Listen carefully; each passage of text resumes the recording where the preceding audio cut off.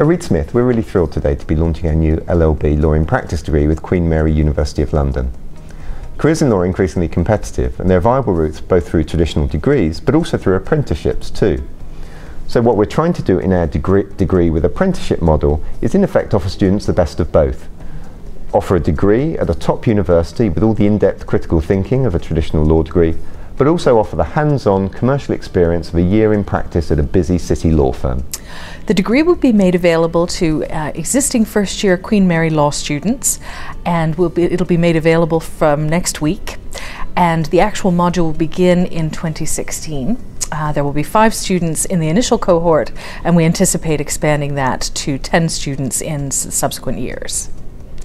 Although placement opportunities exist in a number of more technical degrees such as engineering, this is the first time that a Russell Group University's law department has offered such an opportunity to its students. We're delighted to collaborate with Reed Smith on this initiative.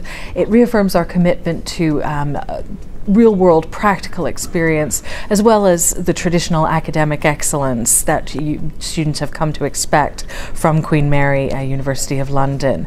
We're particularly excited because this is an opportunity available at no other Russell Group university.